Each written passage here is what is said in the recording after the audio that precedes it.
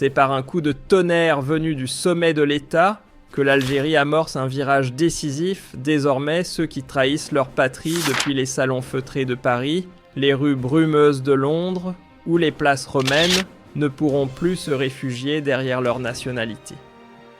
Par un geste à la fois symbolique et implacable, le président Abdelmadjid Tebboune impose une nouvelle ère. Cette décision d'une portée historique incarne une réponse sans concession aux menaces qui ciblent le cœur même de la souveraineté nationale. Ce samedi, les députés auront entre les mains une réforme de la loi sur la nationalité que beaucoup attendaient, mais que certains redoutaient. L'objectif, tirer un trait net et définitif sur les manigances masquées derrière le vernis d'une opposition prétendue, mais entièrement télécommandée par des puissances étrangères. Ces formations politiques, qui se drapent dans la respectabilité, ne sont au fond que des relais dociles au service de causes hostiles expertes en intox, en agitation et en trahison déguisée. Forte d'un retour incontestable sur la scène internationale, l'Algérie de Tebboune n'a plus besoin de hausser la voix pour être entendue. Elle parle désormais avec l'autorité retrouvée d'un État qui trace ses propres lignes rouges, souveraineté absolue, intégrité territoriale non négociable. Le message est envoyé limpide et sans appel à tous ceux qui rêveraient encore de tester ses limites. Face aux attaques venues de l'étranger, l'État algérien ne tremble pas. Il avance armé jusqu'aux dents de lois solides, d'institutions vigilantes et d'une diplomatie parfaitement rodée. Ceux qui depuis Rome, Londres ou Paris orchestrent des campagnes de sabotage contre leur propre terre s'attaquent à un pilier inébranlable, une armée qui n'est autre que l'héritière légitime de la glorieuse lutte de libération. Mais ils se trompent d'adversaire. L'Algérie d'aujourd'hui sait riposter. L'influence de l'Algérie ne relève plus du simple discours musclé ou des effets d'annonce, elle est palpable, mesurable, documentée. Les think tanks internationaux, les études géopolitiques les plus pointues et les chiffres officiels s'accordent sur un fait: Alger ne se contente plus de suivre le courant méditerranéen, elle y imprime désormais sa marque et fait entendre sa voix au cœur même de l'Afrique. En s'appuyant sur des alliances choisies avec soin, un cadre juridique affûté et une autonomie stratégique affirmée, l'Algérie a aujourd'hui les moyens d'agir au-delà de ses frontières. Les traîtres expatriés n'ont plus d'échappatoire. L'État peut aller les chercher là où ils se croient intouchables et leur retirer le privilège d'appartenir à une nation forgée dans le sacrifice de ses martyrs. Le texte est sans ambiguïté. Quiconque citoyen algérien nuit gravement aux intérêts du pays depuis l'étranger ou tente de fissurer l'unité nationale verra sa nationalité lui être retirée, qu'il la détienne depuis la naissance ou qu'il l'ait obtenue plus tard. La patrie n'a pas vocation à protéger ceux qui œuvrent à sa perte. Il ne s'agit pas simplement de punir pour l'exemple. Cette disposition juridique va bien au-delà de la sanction, elle agit comme un rempart contre l'érosion de l'identité nationale. Dans un monde où l'appartenance devient floue, où les serments changent, selon les vents, l'Algérie choisit de se protéger des allégeances ambivalentes, des infiltrations masquées et des fausses vérités distillées, pour saper la confiance entre les citoyens et leurs institutions légitimes. Dans le détail du texte, on découvre que la rigueur ne s'improvise pas. Le cadre législatif algérien a été pensé pour allier justice et autorité avant toute déchéance de nationalité. Un avertissement formel est donné avec un délai de 2 mois.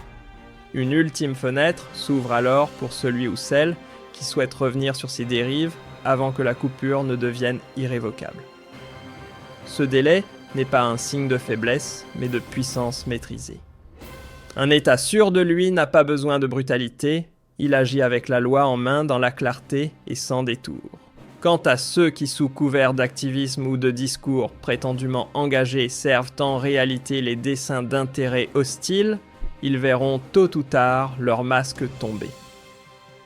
Derrière les slogans de façade, le monde reconnaîtra ce qu'ils sont vraiment, des saboteurs habillés en militants. Ce n'est pas un hasard si, à mesure que l'Algérie engrange des victoires diplomatiques, les réseaux sociaux s'agitent dans l'ombre. Les chiffres parlent d'eux-mêmes. Les attaques numériques s'intensifient étrangement synchronisées avec l'ascension du pays sur la scène internationale. Tout laisse penser que ces offensives virtuelles ne sont pas spontanées, mais bien orchestrées depuis l'étranger par ceux que dérange l'indépendance de l'Algérie et la robustesse de ses institutions. La nouvelle Algérie, ce n'est pas un slogan vide, c'est un cap assumé. Ce chapitre moderne rejette sans détour les marchandages sournois, ferme la porte aux compromis douteux et trace une ligne rouge autour de sa sécurité nationale. Sa diplomatie ne bavarde pas, elle agit. Résultat, dans les grandes tribunes internationales, l'Algérie ne se contente plus d'assister. Elle pèse, elle convainc qu'elle compte dans les débats sur la paix et la stabilité mondiale. Cette réforme législative s'inscrit parfaitement dans cette dynamique. Elle nettoie l'espace national des voix toxiques qui ternissent l'image du pays à l'étranger. Retirer la nationalité à ceux qui servent d'autres drapeaux ou qui s'impliquent dans des actions contraires aux intérêts algériens n'a rien d'inhabituel. C'est une mesure que pratiquent les plus grandes démocraties pour garantir leur sécurité intérieure, et l'Algérie n'entend pas faire exception. Avec cette réforme, l'Algérie envoie un message sans détour. Elle ne fera plus partie des nations naïves qui ferment les yeux sur les infiltrations internes, camouflées en activisme politique ou en discours humanitaires.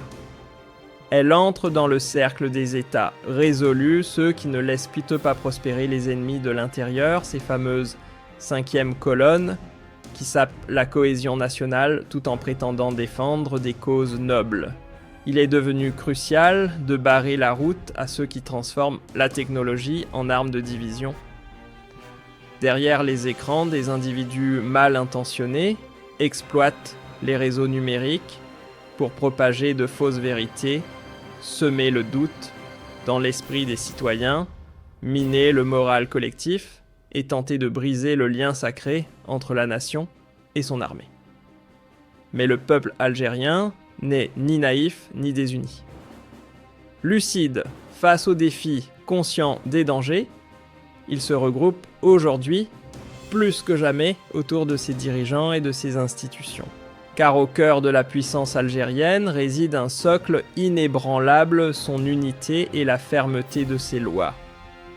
Installés confortablement à l'étranger, en Turquie, en Italie, en Grande-Bretagne ou encore en France, certains individus ont troqué leur loyauté contre des enveloppes bien garnies venues d'on ne sait trop où. Leur mission, attaquer leur propre patrie à distance. Mais qu'ils ne se trompent pas, leur trahison ne leur laissera ni nom ni racine. L'Algérie, fière de garantir dignité, fierté et avenir à ses enfants, refuse catégoriquement que son nom soit souillé par ceux qui choisissent de la frapper dans le dos. L'année 2025 s'écrira dans les livres comme celle où l'Algérie a enclenché une reconquête identitaire. Ce n'est plus l'heure des demi-mesures face aux tentatives de manipulation, de collaboration et de désinformation. La riposte est claire. Quand certains traquent les fautes pour mieux abattre que corriger, quand les attaques ciblent l'institution militaire pour la salir plutôt que la réformer, ce n'est plus de la critique, c'est du sabotage pur et simple. Aujourd'hui, ce n'est plus une intuition. L'État algérien possède noir sur blanc toutes les preuves nécessaires, données chiffrées, documents officiels, éléments concrets exposant l'implication directe de certains individus dans des stratégies étrangères hostiles. Ce socle factuel donne tout son poids à la décision présidentielle désormais entre les mains du Parlement qui s'apprête à devenir une véritable épée de Damoclès suspendue au-dessus de ceux qui ont tourné le dos à leur nation. Avec son emplacement stratégique, ses ressources naturelles convoitées et une puissance militaire en pleine expansion, l'Algérie attire forcément les convoitises.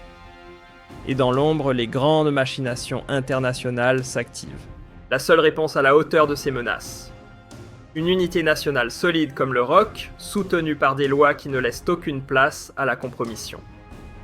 La diplomatie algérienne ne se contente plus de défendre, elle passe à l'offensive. Grâce aux traités et instruments juridiques internationaux, elle est désormais en capacité de traîner les fauteurs de troubles devant la justice, de leur retirer droits civils et statuts politiques, et de les isoler sur l'échiquier mondial, comme les parias qu'ils sont devenus. En ces temps cruciaux, l'Algérie se tient à un carrefour où chaque citoyen est appelé à faire preuve de lucidité, de vigilance et d'engagement. Guidée d'une main ferme par le président Tebboune, la nation ne reste pas passive, elle restructure ses défenses internes, resserre ses rangs et fait valoir sans faiblir l'autorité de l'État sur chaque parcelle de son territoire. Priver un traître de sa nationalité, c'est lui infliger bien plus qu'une punition administrative. C'est une sentence symbolique radicale, un arrachement total. Coupé de son héritage, de sa mémoire collective et de son appartenance, il n'est plus qu'une ombre errante rejetée par la terre qui l'a trahi.